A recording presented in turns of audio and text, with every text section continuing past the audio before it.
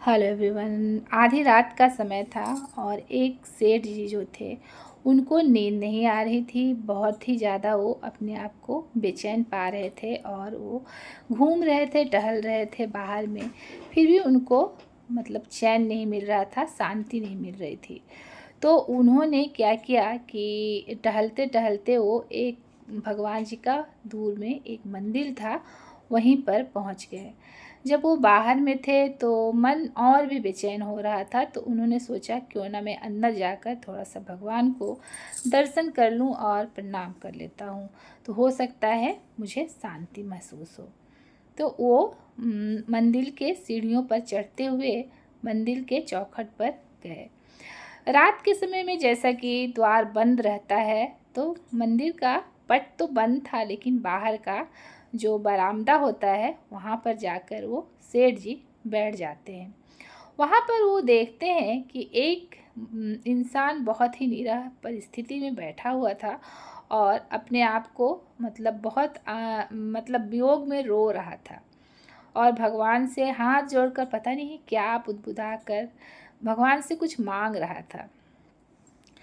वो उसको बेचैन देखकर, रोता हुआ उसका चेहरा देखकर पता नहीं सेठ जी को क्यों अकस्मात मन हुआ कि वो वहाँ पर बगल में बैठ गए।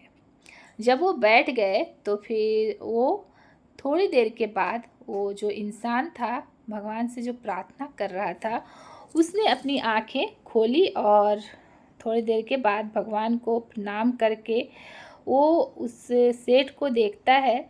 तो वो प्रश्न के दृष्टि से वो उस इंसान को देखने लगते हैं सेठ जी की, जैसे पूछ रहे हैं कि क्या हुआ। तो जो दुखी इंसान था वो सेठ जी से के तरफ देखकर आंखों से आंसू बहाने लगता है। तो सेठ ने उन्हें पकड़ कर पूछते हैं कि अच्छा क्या हुआ जो तुम इस आधी रात में यहाँ पर बैठकर विलाप कर रहे हो। तो वो व्यक्ति बोलता है कि मेरी पत्नी अस्पताल में एडमिट है और वो बहुत ही सीरियस कंडीशन में है और मुझे उसको ऑपरेशन करवाना होगा, और जिसके वजह से मुझे डॉक्टर ने कहा है कि पैसा अरेंज करके लेके आओ, लेकिन मेरी स्थिति इतनी ख़राब है कि मैं उतना पैसा अरेंज ही नहीं कर पा रहा हूँ और मेरी पत्नी अभी हॉस्पिटल में पड़ी हुई है। तो मैं कहाँ से पैसा लाऊं, यही उलझन में, इसी पसोपस में मैं यहाँ पर भगवान के सामने, भगवान के दरबार में बैठ के मैं रो रहा हूँ, विलाप कर रहा हूँ कि भगवान अब आप ही राह दिखाइए।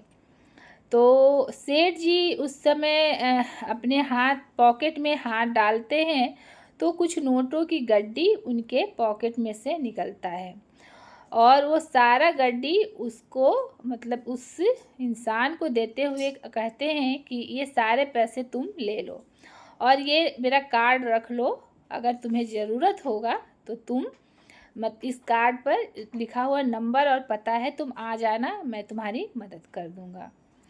वो अपने आँखों से आंसू बहाने लगा और बोला नहीं, इस कार्ड की मुझे ज़रूरत नहीं है, मुझे उस जगह और नाम और पता मुझे पता है। तो सेठ उसको विस्मय तरीक़ा से देखने लगता है कि ये क्या बोल रहा है ये इंसान। तो सेठ उससे पूछता है तुम्हें मेरे घर का एड्रेस कैसे पता है और नाम कैसे पता है। तो वो व्यक्ति जो जवाब देता है उसको सुनकर सेठ अचंभित हो जाता है। तो वो व्यक्ति बोलता है कि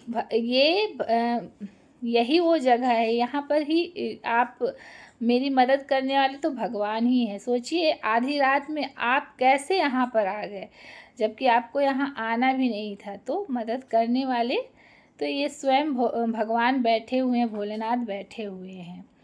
तो वो सेठ भी सोच में पड़ जाता है। इस कहानी का मोरल वैल्यू ये है कि भगवान अपने आप नहीं आते हैं, किसी स्वरूप में, किसी रूप में किसी न किसी को भगवान हमारी मदद के लिए भेजते हैं। आशा है आपको कहानी अच्छा लगा होगा तो लाइक शेयर सब्सक्राइब ज़रूर कीजिएगा। Thank you.